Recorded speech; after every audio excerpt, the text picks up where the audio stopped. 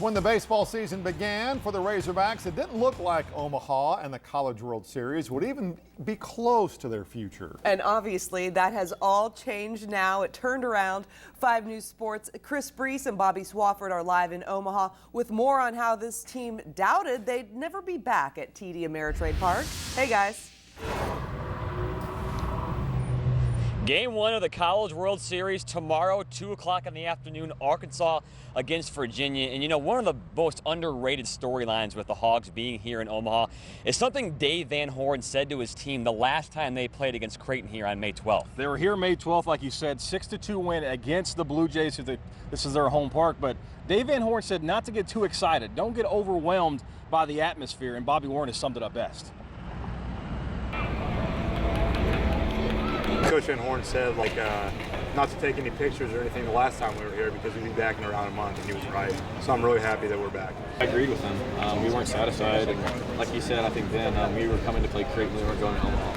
And now we can say we're coming to Omaha to play, so it's fun. I thought that it was awesome because he has confidence that we can get back here, and I mean, he was right, so we can take all the pictures we want now.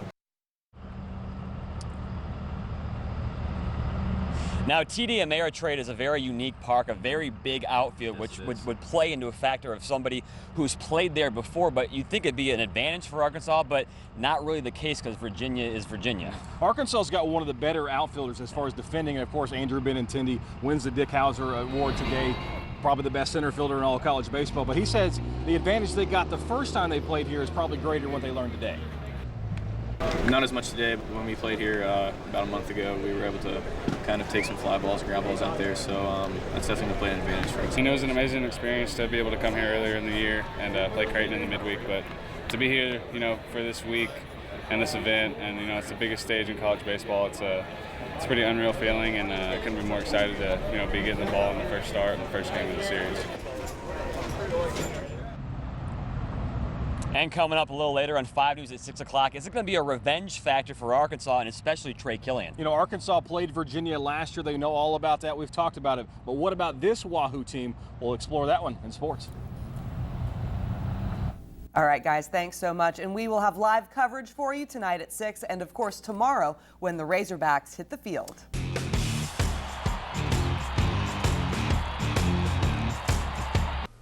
Arkansas drops Game 1 of the College World Series to Virginia.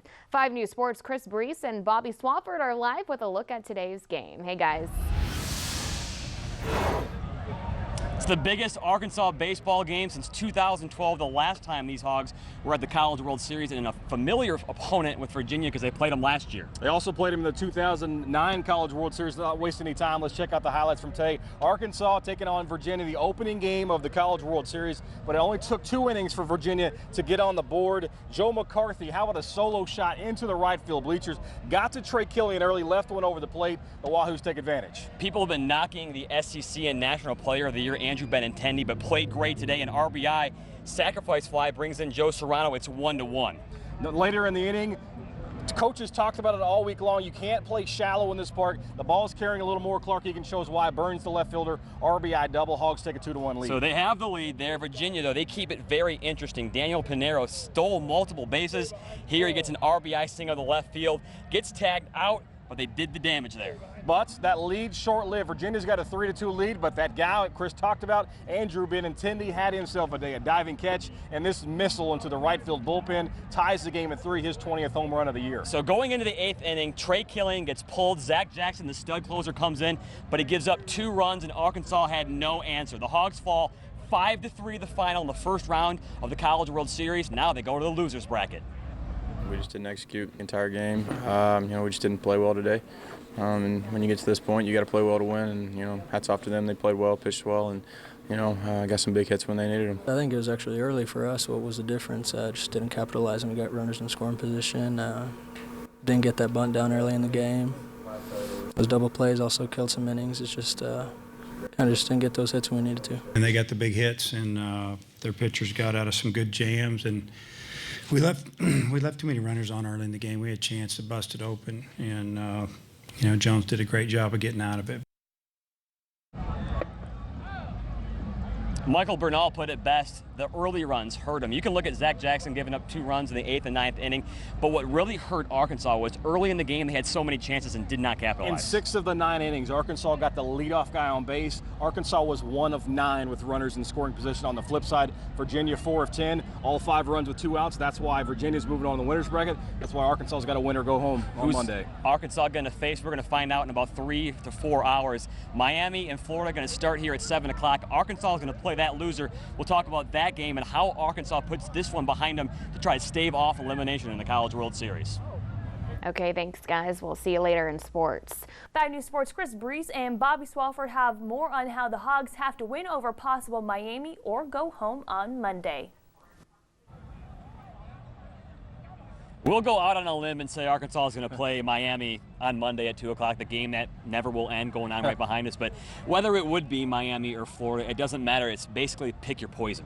Miami behind us may be down 15-3, but they've got 12 hits. They've left a ton of guys on base, kind of like Arkansas did earlier today. Yeah, and so you're looking at Arkansas-Miami, an elimination game. And this team, the Hogs, we talk about them all year long. The coaches have gotten them there this year, but the players know they missed the opportunities today.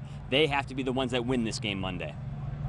It's up to us. It's not up to them. So it's up to us to come out and play and hopefully win the game. We told each other last Saturday after we lost to Missouri State on Saturday, I mean, you just got to move on. You got to wipe it clean and go to the next opponent. And I think you're going to see a team that's ready to play here in a couple of days, and we're going to get after it.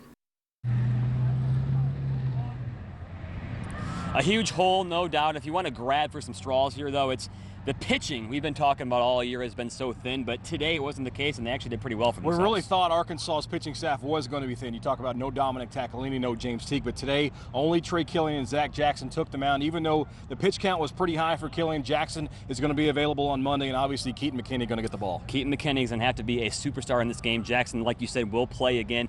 Keep in mind, this is a team that's been up and down all year. When everyone doubted them, they came back in late innings of games and won. Didn't happen against Virginia today, but against Miami, they know they've been in this spot before. I feel like it's a position we've been all year. You know, we're pretty comfortable right now. You know, especially on Monday, we'll be fine. A little bitter right now just because, you know, we felt like we could have had that ball game easily. But when Monday comes around, we're going to be ready. You know, it's a position we've been in all year with our backs against. Pretty much just the way we've been doing all season, you know. We've been doing a good job about bouncing back, you know, haven't lost a couple in a row in a while, and I think we'll be all right. We told each other last Saturday after we lost to Missouri State on Saturday, I mean, you just got to move on. You got to wipe it clean and go to the next opponent. And I think you're going to see a team that's ready to play here in a couple of days, and we're going to get after it. The college baseball season is a grind, to put it at best. This one started way back on Valentine's Day. We're talking about maybe go all the way into July. 5 months, this team, but now it's come to one game, win, or your season's over. And fans slowly fell in love with this squad this year because of their grit and their determination and the adversity they faced. They faced it every game, every day this year. They're going to go out there Monday and play for their lives. Alrighty, thanks guys, and don't forget we'll have all of your live coverage from Omaha right here on 5 News. That's a look at sports for you. We're back with another look at the 7-day forecast right after the break. You can look back at the 2015 season and have 2 very different feelings. As a whole, magical season. Arkansas shouldn't have even gotten this far, but looking at this College World Series, boy, it is impossible to think what could have been. The first game against Virginia the other day and today was basically the identical same thing. Arkansas on Saturday got 6 leadoff men to start innings. Today, the exact same thing. The other game, they left 6 guys on base. Today, they left 11. You can't expect to beat good teams when you're leaving runners on base. Arkansas had runners on the corners. Nobody out in the 8th inning did not score, had the bases loaded, and the top of the 9th didn't score there either, and obviously that's what cost Arkansas today. That was the story of the entire week here. Arkansas had their chances. They proved they were just as good as Miami was. It just didn't go their way in the end. It's just another game that we just had the chance to just battle, and we did. And we gave it everything, and you got to hand it to Miami. They came up big in 2 at-bats. Was anything in particular? You know, it just didn't really happen. That's baseball. Some days you get them, some days you don't. Unfortunately, we didn't get any big hits today. You got to drive in runs, especially this time of the year. You're going to face some good pitchers, and when you get opportunities, you got to take advantage of them. So weren't able to this week, but you know, can't be upset about the season just because of the last 2 games. Super proud of this team. The 4-3 loss to Miami today, going to be a bitter pill to swallow, but you think back, this team was 12-13 at one point, finishes the year with 40 wins again for Dave Van Horn. Right now, it doesn't seem like it, but this is a major step forward for the Arkansas baseball program. And we talked to the players in the locker room, asked them how they would sum up this 2015 season. That's what we'll talk about later in sports. How did they see this season? Was it a success at all? We'll talk about it in sports. All right, thanks, guys. Like they said, we'll be back later in sports with a closer look at the game and hear what exactly went wrong for the Hogs in Omaha. 5 News Sports' Bobby Swafford and Chris Brees are live at TD Ameritrade Park after today's loss and have more from the team. Now, look, you can see the last 2 games and the chances Arkansas had, which ended their season here in the College World Series. But more importantly, looking at perspective of what we saw, a team under 500 in March. They were fun to watch, and that's what we should remember this team for, fun to watch. And this is a major step forward. We talked about it earlier in the show about how this is going to put Arkansas back on the national map. You mentioned 11-12 back in March, and this is a team that finished with 40 wins in the season on the hot streak. And this was a team that was supposed to be on a rebuilding year. You talk about all the arms that have been drafted over the last couple seasons. Arkansas didn't have the pitching to get here. They still did, and it's just going to propel them forward even farther. All the ups and downs, people were doubting them when they were 11-12 on March 24th. We asked the players just in the locker room right there how they would sum up this season, and they gave one word.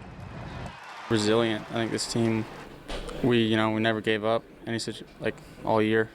Like I said, starting the year rough, 1-5 in the SEC, and not losing the series the rest of the year was big time. Got us here. Resilience, great word for it. We battled all year. Started out slow, got better as the season went on. We knew we could do it, and got on a roll and got hot, and we ended it where we wanted to. We fought back and got here, so we ended up where we wanted to. It's just ended too soon. From the fall until now, we felt like we could get here, in the fall, and even with the way this season started, we still believed, and that's just one crazy thing, what belief is, Another reason nobody expected this team to be successful was the lack of seniors on this team, but the ones that they did have came through in the end. The most overlooked aspect of this team was these juniors and seniors and how they rallied everybody to get this far. It's just been a pleasure. It's been an honor to be on this team. Just a bunch of great guys, and guys that didn't quit, guys that never gave up and worked hard, and just a bunch of good guys that I'm gonna cherish their friendship for a long time. I mess up, somebody picks me up. It's just the way it's been, it's a special group of guys. It's a special jersey we get to put on every day, and I'm gonna miss it, man. It was a heck of a run. This is how this team was, and we had senior leadership from Jackson and Joe and all the other seniors and Jacob and everybody, and they taught us how to do it, and we just kept rolling with it, and we found out how to do it, and that's how we're gonna be the rest of my career for sure, because we're gonna push them to be that way.